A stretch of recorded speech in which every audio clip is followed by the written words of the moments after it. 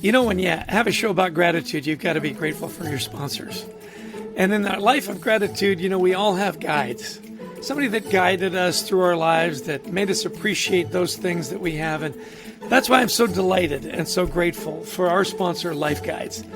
Life Guides is a peer-to-peer community that helps people navigate through their day-to-day stressors by providing a place of empathy, listening, wisdom, and support with a guide who has walked in your shoes, experiencing the same challenge or life experience as you.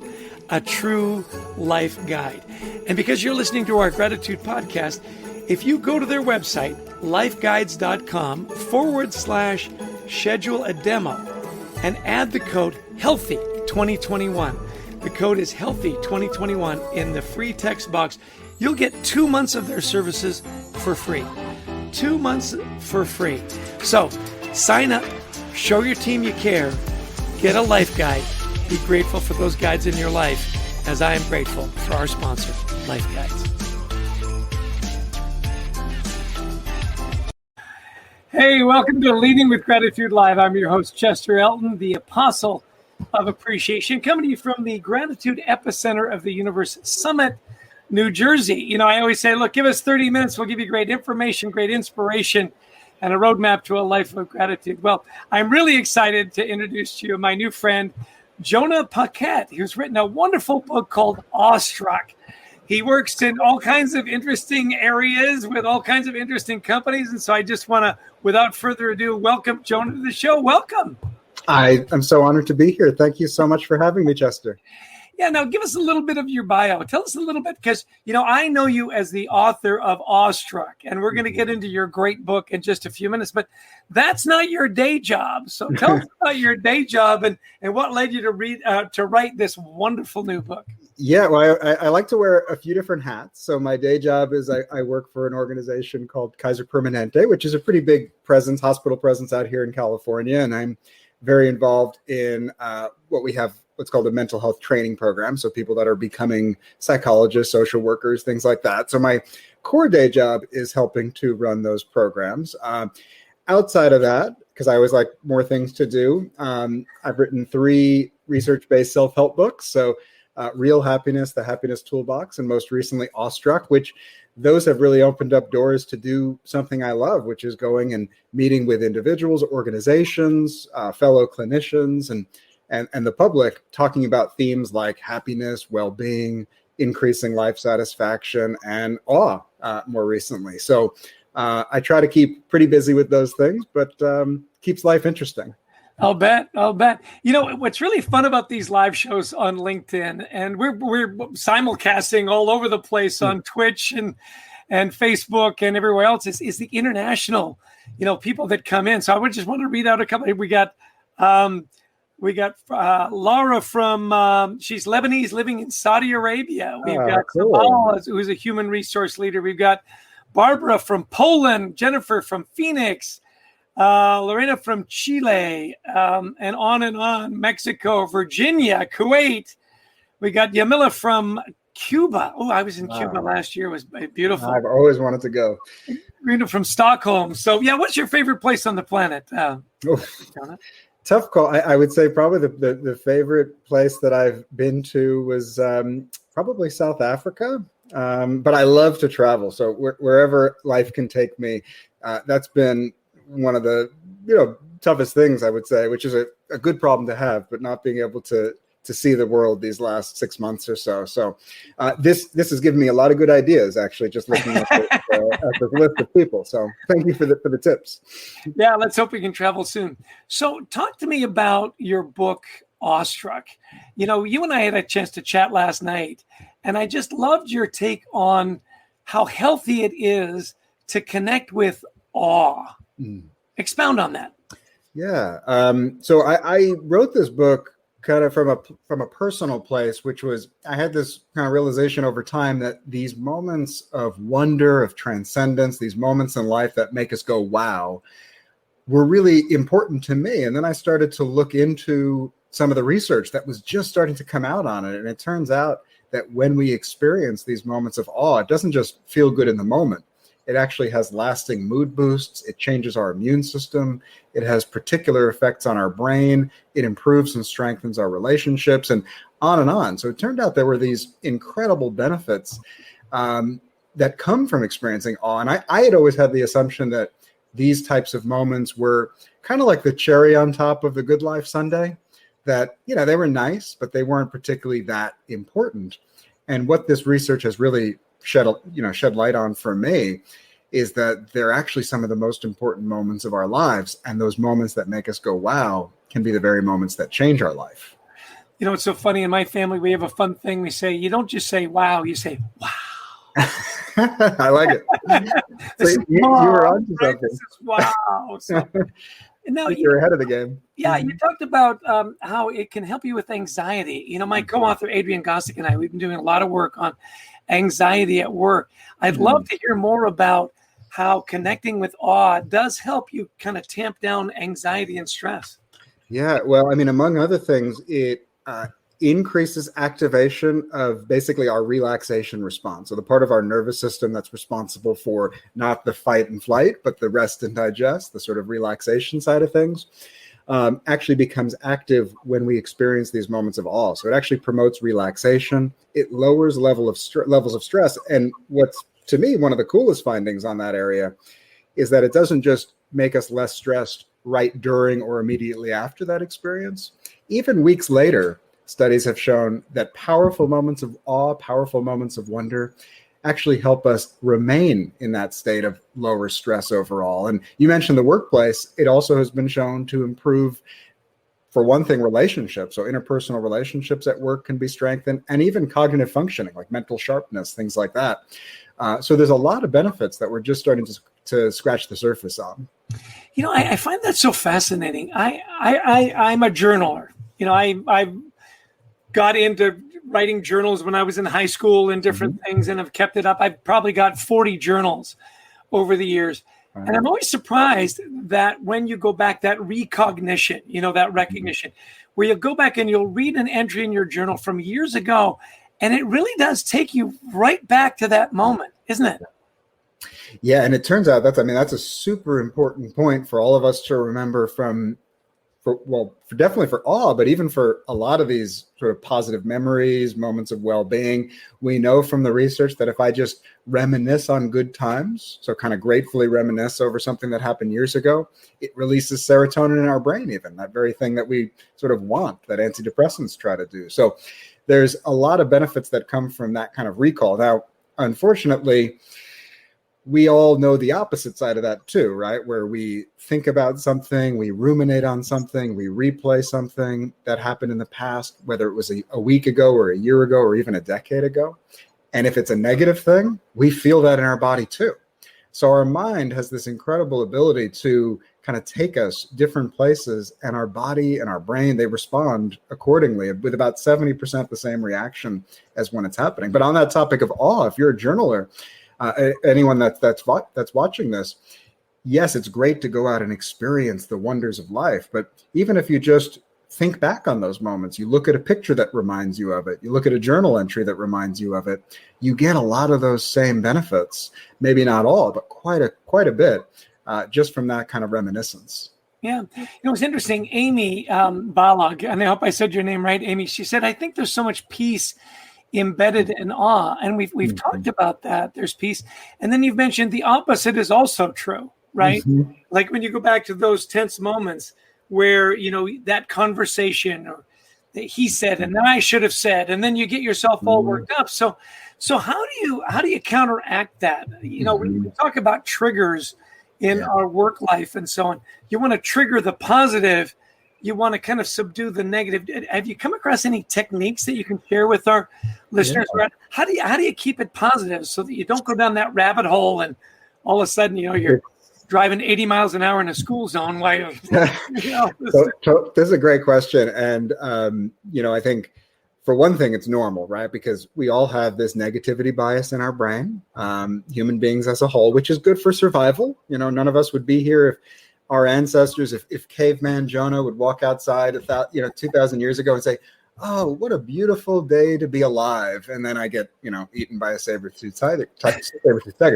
So, it helps us to survive, but it's really lousy when it comes to feeling peace and balance and well-being. And, we're not going to undo it, but we have to consciously find ways to achieve that balance. And, I know that in your writing and your talk, you talk a lot about gratitude, for example. And, if we do even something like writing down a few things each day that went well that day, or writing down a few things that we're grateful for, or a moment of awe, that can help balance that a little bit. And we could do that in, of course, many different ways. But we actually have to consciously and deliberately find a way to do that, because otherwise our baseline often defaults to the negative. Yeah. It is really interesting. You say you have these various techniques and how to stay positive and so on. Mm-hmm. Walk me through your book. First off, we can find your book on Amazon and everywhere. Yeah. Is that where Amazon, Barnes & Noble, Penguin, Random House. Mm-hmm. Excellent. And your website is jonahpaquette.com. We threw that up. So if you want to learn more about Jonah's work, walk me through how your book is written. What are the stages and what can people look forward to? Great. Well, yeah, thanks for asking. I put the book into basically two large sections. So there's basically there's a part one and a part two of the book. And part one explains the mystery of awe, in a sense. So it goes into what is awe. So how do we define this really at times difficult to define experience? We go into a little bit of the history of it, how it's been hypothesized over the years and all that. But mostly I go into what does it do for us psychologically, interpersonally, and even physiologically. So part one roughly speaks to the benefits of these moments. So how does it actually improve our mental health, our stress, our physical health, and even our brain and our nervous system? So that is the focus on the first part. And then part two has about 65 different micro practices. So it's everything from visualizations, meditations, but also just little tips on how we might find awe in everyday life. And that was really one of the things I wanted to focus on. Was I didn't want to have recommendations of, okay, everybody go off to see the Grand Canyon or the Great Barrier Reef. I mean, that would be great. I'd love to do that, but life can be busy and it's expensive. So what I wanted to also do was find ways that, in the context of our everyday life, where so many moments of wonder can be missed, how can we open our eyes to what's there? So a lot of the practices focus more on simple tips for, how can you on an everyday basis find a moment of awe? Give us three of your favorite tips. I mean, 65 is phenomenal. Yeah. Are there some of those that you have really adopted that have become almost daily practices for you to stay in that state of awe? Yeah, well, and I think it's probably setting a bar too high for us to kind of constantly be experiencing it. But the good news is even experiencing awe a couple of times a week has been shown to have a really powerful effect on our physical and psychological health. So for any viewers, we don't have to even set the bar quite so high. I think it's finding a way, even a few times a week, to put ourselves in that position. And I would say for me, I've tried a few different things that I think are really simple. And one speaks to what you mentioned earlier, which is the kind of journaling or re-experiencing. I would call it broadly like re-experiencing awe. So whether that's, looking at a favorite picture that brings up a memory, sharing an experience that you've had with somebody so you can replay it in your mind, looking at an old journal, an old trinket, a reminder of a past experience. So finding ways to re-experience those moments is hugely important. Number two, for me, I happen to just find a lot of awe in nature. And we sometimes think of nature as being, we have to set the bar really high too. Even if we just once a week find a way to just notice the changing colors of the leaves, look up at the moon, gaze at a beautiful sunrise or sunset, take a walk where it's a green space and just allow ourselves to feel connected to that. Just those small steps in nature can be really important. And then I think on a simple everyday level, I sometimes will stop and think to myself, what are the odds of existence right now? I mean, it's a mind-blowing thing to think about. If how long Earth has been around and just what were if you were to calculate the odds of any of us being here right now and right in this moment, it's as close to zero as you can get without being zero. And how mind-blowing that is. Every breath we take, every encounter that we have is truly a gift in that way. And there's an awe that can come from that. So those are a few ways that I try to kind of think about it and kind of keep that in the forefront of my mind in everyday life. I love nature. When you look at it, it really is amazing. We've got a little place out in the woods, and I put up a Canadian flag. That's how I'm in residence. Like the Pope has his flag, and I've got my Canadian. That's right. And there was one time when a Luna moth, about 3 of them, perched on the flag. And if you've ever looked at a Luna moth, it is unbelievably complex and incredibly beautiful, and huge, by the way. Sophie's got a great question here, and I want to get to it, although I just lost it on the feed here. She says, can you comment on double loop learning, opportunity of reflecting back on moments of awe? Does it shape our self-construct? There we go. And by the way, I want to give a quick call out. We got Christy Lawrence, who is the ghost in the machine, runs all our questions and stuff from her porch in Atlanta, Georgia. We'll bring her on at the end. But in fact, let's bring her in just really quick. I'm going to add you to the stream. Wave to the crowd there, Christy. We've got a crazy thing. There we go. We'll go back. She really does make this all happen. So we're grateful for Christy. But the double loop construct. Talk to us a little bit about that, and how does it shape your self-construct? So I, in terms of reflecting back on moments of awe, if I'm kind of reading this correct, and how does that shape our self-construct? Well, I take a big page from, there's a neuropsychologist who I love named Rick Hansen, if anybody's ever heard of him. And he always talks about the fact that who we are, our self-construct, our brain, but really our mind, really is a result of where we turn our attention. And I think this is something that we often undervalue, that we can't control situations in life. We can't control the things that happen to us, but how we respond and also where do we focus is one of the very few things that we often have a lot of power over. And so, for example, if I am constantly focusing on other things, stress, negativity, worry, fear, apprehension, insecurities, I'm going to be priming the pump, but I'm also actually going to be changing my brain and wiring my brain for worry, for anxiety, for fear. And on the flip side, if I find a way to kind of shift my awareness to the things that are right, whether that's awe, whether that's gratitude, whether that's reflecting back on positive memories and experience I've had with other people, that absolutely has an incredible impact on our sense of self, on who we are in the world. I mean, that's actually one of the most powerful things we can do, is to bring our awareness to not only see the whole picture, but to notice the things that are right. So I don't know if that quite sums up that piece on the double loop learning, but that's kind of what resonates for me on that. I love your comment on it's how you respond. There are so many things that happen to us, and your response to it, I think, really says a lot about your character and your values and so on.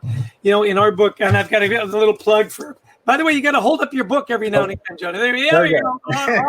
Perfect. We'll hold it up. Yeah, we talk about assume positive intent. Yeah. And that to me is, again, playing on this positivity where you say, look, I'm going to assume that you're trying to do a good job at work, and in trying to do that, you're going to make mistakes, and that's okay. Let's fix the mistake. Let's not try to fix you. And it 100%. Seems to me that the play in there with Awestruck is how you react to those situations. My father used to say, isn't that a magnificent storm? He loved a good lightning storm. And of course it is wonderful as long as it's far enough away. Keep it a distance. Keep it a distance. And there, I think it was Albert Einstein, one of my favorite quotes, where he said, there are people that see miracles in nothing, and those that see miracles in everything. I am of the latter. Yes. And by the way, Sophie said yes. That made the quote on chapter 1, by the way, was that Einstein quote. I love it. Oh, really? Yeah. Oh, so wonderful. Yeah. It's going to be great. Joshua and I are going to do a book exchange here. We kind of pulled this up really quick. And so normally I would have the book and have a chance to read it. And that's why I love to have you walk us through part 1 and part 2. So I love asking this question about, so what what really inspired you to write the book? This is your third book. Was there a progression to get to Awestruck? Tell us a little bit about your first two books as well. Yeah, so my first two books were broadly focused on a subfield of psychology called positive psychology, which some of the viewers and listeners would know. And it's basically the science of well-being. So psychologists like myself and for the past century have really focused a lot and actually done a lot of incredible work on all the negative parts of life, the ways that we can suffer, anxiety, stress, depression, trauma, you name it, which is all super important, but it also misses part of the picture. When we are at our best, when we're flourishing, when we're thriving, those types of questions hadn't really gotten much attention. So my first two books kind of tried to answer that question of what are the ingredients of a life well lived? What can all of us do in terms of habits, skills, behaviors, and attitudes to live our best life? And it focused on a lot of concepts like gratitude, which I know is very near and dear to your heart, mindfulness, compassion towards others, compassion towards ourselves, acceptance. So it focused on those themes. But where I really started to get interested in awe was these last few years as a bit more research started to come out and emerge on it, because it's an ancient concept. It's a universal human emotion. We felt it for thousands of years, but there wasn't any real research done on awe until the last few years, really. So I started to get really into it, and I had this very sort of profound moment of awe on a trip a couple of years ago, where there was an incredible storm over a beach where we were staying. And right at the end of the storm, the skies parted and there was a double rainbow. And it was just the most picturesque. I felt like a tingle down my spine just from that moment. I was thinking, how incredible to be alive and to witness this, especially because the storm was at a little bit of a distance. How cool. And I thought to myself, well, I wonder if anybody's done a book on this or written much about it. So we went back to the little place we were staying. It was on an island, very remote, 56K dial-up modem. It took me about 4 hours to research what should have taken me 20 minutes. But I got the answer I was looking for, which was there were starting to be studies on this, but nobody had really written a book on it. So that was when my inspiration for the book kind of took shape, because I knew that these moments mattered. I could see very quickly that they had a positive effect on us inside and out, head to toe. And I wanted to share that with people because my sense was, and I think that's been certainly borne out too, is, people have very meaningful experiences like this, but they don't realize how important those experiences are. They don't realize just how much that touches us to the core of who we are. So that was part of my inspiration for writing the book. You say 56K modem. It reminds me of the old AOL discs. That was probably before your time. I remember that. Anyway, talk to me about how can we use this? Have you looked at research on how you can use it with children? More and more you're seeing that young people, as we started to do our research on anxiety at work, it was really interesting how the younger generations are much more comfortable about talking about anxiety and talking about stress. And, we're seeing it younger and younger, and whether it's they're constantly online or the images they're seeing or the gaming, everybody's got a strategy. Have you found your work being particularly comforting to younger kids that are maybe a little more anxious and a little more stressed? Well, I think it has great implications for younger kids, and it's definitely started to be looked at in terms of teens. One well-known study on the impact of awe and stress was actually done with teenagers who were undergoing a lot of toxic stress, and it turned out to be really beneficial for them. So it has big implications. I would actually say when you go a little younger than that, in some ways, it's we who need to learn from those kids, because kids, I think, are naturally awestruck. If you've ever spent time with, young kids, and those that have kids, or you have nieces, nephews, or teach, if you're a teacher, you see this every day. There's this incredible sense of wonder and amazement on things that we as jaded grownups kind of take for granted and we don't see as special. I remember, I think it was Picasso that had a great quote that he said, all children are artists. It was something like all children are artists, and the hard part is helping them remain artists when they grow up. And I think all kids are awestruck in a sense where, something that we would take for granted, like a bug on the ground, they think is the coolest thing in the world. So on the one hand, I think it's about helping to preserve that sense of childlike wonder in kids and to help nurture that and to foster that. But to your question, yeah, there's absolutely some really nice evidence on how you can use this with teens, within families. How do you inspire these conversations, with your children so that they can see the wow-inducing parts of life? Because if they do that, they're going to be less stressed. They're going to be more curious. They're going to be, feel more connected to you and to others. So really important, I think, to maintain these habits among the younger generation. It is so interesting. You mentioned that about young kids, how everything is awesome, right? We've got 2 grandkids that don't live too far from us, and we kind of forgotten that. Our kids are older now and married and moved away and so on, and then moved back. And the point is that there's something about a child's face when they just go, oh, that just is, it's just thrilling. And incredible. We forget to remember the awe around us. Isn't that fascinating? That is fast. Yeah, totally. And I think we have to rediscover that. And, I think there's so many pressures on us, whether it's lengthening work days and being glued to phones all the time and, being surrounded by concrete in many cases 24/7. I think we have to consciously try to break that cycle and find those moments of wonder that are around us in life. So in the workplace, are there particular companies or particular leaders that you've seen that you can share some best practices with us that have taken advantage of this and really brought it into their teams or brought it into their organizations particularly well? This is a great question because I think this is a very cutting edge area that, because the research is so new, you haven't seen a ton of implementation, I would say, in the workplace the way you've seen with other positive psychological skills. Like, for example, I think you see compassionate leadership taking off more these days. You see leading with gratitude, to your point, really as being, I would say, by the smart organizations out there and the wise leaders really being, taking that to heart.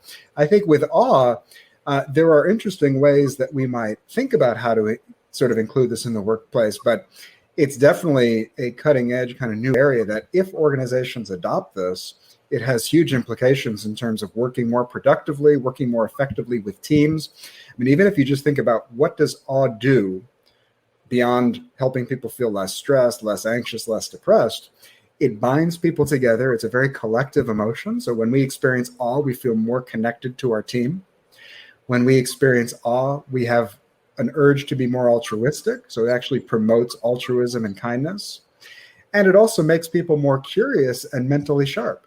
So even just those 3 benefits, you can imagine what that would do for smart organizations out there that think in terms of how might we put this into practice, whether that's periodically taking your team, post-COVID, obviously, but on an awe-inducing retreat somewhere, whether that's having, an opportunity to share experiences of awe during staff meetings when somebody comes back from a trip, for example, somewhere. You could be creative and play around with it. Having even green spaces integrated into parts of the building, having artwork that evokes a sense of awe, having any number of things that I think would evoke a feeling of awe. The benefits to the workplace, I think, would be huge. Yeah. That thing about sharper and more curious, I mean, that plays right into innovation.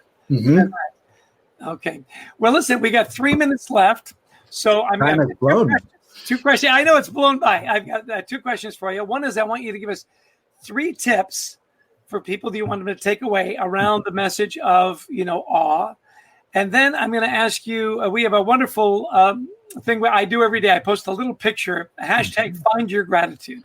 And I'm going to ask you, what are you grateful for today? So 3 tips, find your gratitude, and then we'll wrap up. Time's yours. So 3 practices kind of beyond the ones that I threw in before. I would say number 1, finding awe through the things that just blow our mind is sometimes an underrated thing. So if you think about learning about topics that expand your mind, that make you feel small, learning about the universe, learning about outer space, learning about science, learning about topics that kind of shift the way that we think, going out of our way to do that can be absolutely awe-inspiring.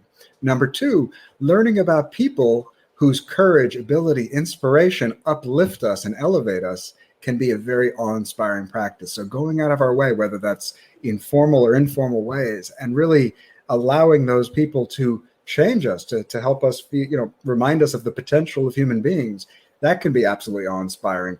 And on the tip of gratitude, I'm just going to say, when we actually pause and we take in just the bounty of how much goodness there is in our life, even amongst the most difficult of times, how awe-inspiring that is when we can stop and say, despite all these things happening that maybe I wish were different, what a gift to have a bed, to have a roof over my head, to have food to eat, to have people to love. And to have that exist in our life is truly awe-inspiring. So in the book, I'll hold it up again. You have a lot of different. Hold it up for longer. People need to see what it looks like. Yeah. You can learn all kinds of different ways, not only to learn why these moments are so important, but how to cultivate them, how to develop them, how to really build this mental muscle to become more awe-inspiring. So the book is Awestruck, and I would be honored if anybody checked it out, and be in touch if you like it, and post a review if you enjoy it. And I hope that it helps you and others who are watching. That's great. And where did you find your gratitude today, Jonah? I would say, besides my morning cup of coffee, which I'm always grateful for, honestly, and I'm not just saying this, to be able to chat with somebody who I think I not only admire a lot, which is you, just the work that you do, the people, the lives that you touch, but you're also just a genuinely good dude. I love talking to good, interesting people, and to me, that has already made today a good day. So thank you so much for having me. Yeah, you're too kind. I'm grateful for our new friendship as well. I hope this isn't the last time our paths cross. 100%. Well, it's Jonah Paquette. It's, the book on awe. You're going to love it. Awestruck. Make sure you check it out. It's available on Amazon. If you've got Prime, it could be there in 2 days. That's right. I love the practice of leading with gratitude. I hope you'll check out our book as well. We find that people that lead with gratitude, it's not just a better way to lead at work. It's just a better way to live. Mm-hmm. I want to share a little thing I'm grateful for today. It's my 37th wedding anniversary today. I've been married 37 years to the lovely Heidi Olson Elton. We have 4 amazing kids, 2 amazing grandchildren. I want to bring Christy back into the screen. We're always grateful for Christy and what she brings to the table, making it all happen. Listen, we try to do this twice a week, at 1 p.m. Eastern Standard Time. We love all the international people that joined us from all over the world today. I hope you'll join us again Thursday at 1 o'clock, Leading with Gratitude Live. We're grateful for your time. We're grateful for your questions and your great ideas. And Jonah, we're grateful that we now know you. Thank you so much. Everybody, have a great day, and hopefully we'll see you again Thursday. Cheers. Thank you.